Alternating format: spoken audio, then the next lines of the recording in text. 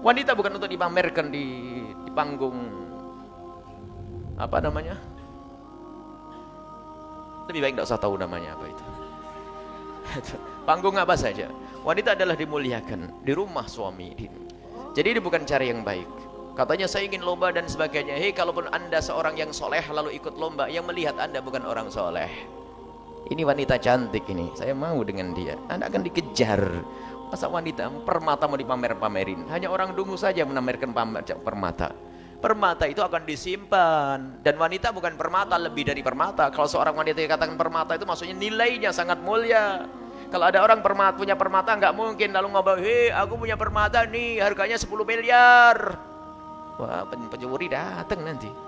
Sembunyikan, ditaruh di peti, petinya dikunci, taruh lemari, lemarinya dikunci, mau keluar pintu rumahnya, di pintu kamarnya dikunci, pintu rumahnya dikunci, gerbangnya dikunci, pesan sama satpam, jangan sampai ada masuk rumah. Itu permata. Bagaimana anak perempuan kita lebih rendah dari permata? Hei, itu kalah sama nangka. Tahu nangka?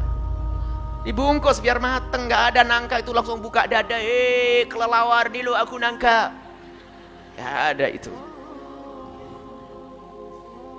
Jangan kalah dengan nangka. Kita perlu wanita mulia. Wanita punya iffah, punya rasa malu, kehormatan. Sehingga di saat dirinya diperhatikan kaum laki-laki risih. Nah ini pamer, budaya apa itu? Masuk pondok kadang-kadang.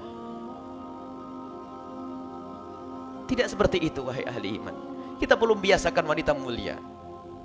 Yang menjadi masalah adalah bukan sekedar keadaan di situ, mungkin pondok mengadakan diperbesar-perbesar. Yang ikuti siapa itu? Sekarang dunia pamer itu adalah dunianya iblis, pamer kekayaan, pamer kecantikan, pamer aurat. Itu masa kita akan masuk dunia itu? Syiar bukan begitu caranya. Itu merendahkan wanita.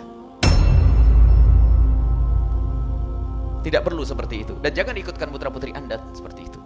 Kalau kita perlu desain yang cantik, sudah dijual. Semua orang mencoba dirinya sendiri. Ini adalah desain. Dan baju syar'i pun harus lewat referensi. Seorang ulama mengatakan sesuai atau tidak. Sekarang baju Masya Allah, itu adalah sabda Nabi SAW. Sayati al ummati nisa'un kasiyat ariyat ma'ilat mumilat ru'usuhunna ka'asnimatil bukhti. Akan datang suatu ketika zaman wanita itu pakai baju tapi kayak enggak pakai baju. Padahal sudah menutup aurat tapi masih menggugah syahwatnya orang. Bagaimana tidak?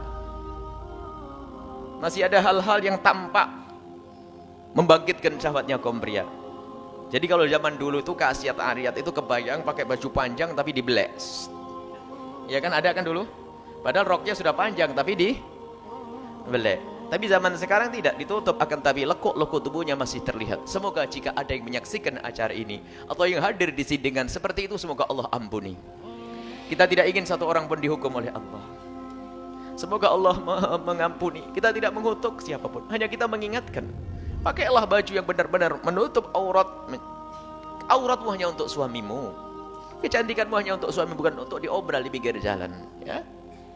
Kecantikanmu hanya untuk suamimu. Dan wanita mulia, wanita yang merasa risih jika kecantikannya disaksikan orang lain. Dan kita menemukan wanita-wanita mulia di kampung mulia, di Tarim sana itu. Wanita itu kalau ada laki-laki berjalan di belakangnya itu langsung minggir. Merasa risih kalau ada laki-laki berjalan di belakangnya. Karena mau tidak mau lelaki yang di belakangnya akan melihat lekuk-lekuk tubuhnya. Makanya adabnya laki-laki, hai para santri, jangan berjalan di belakangnya perempuan. Rendah. Karena apa? Matamu adalah normal, manusia.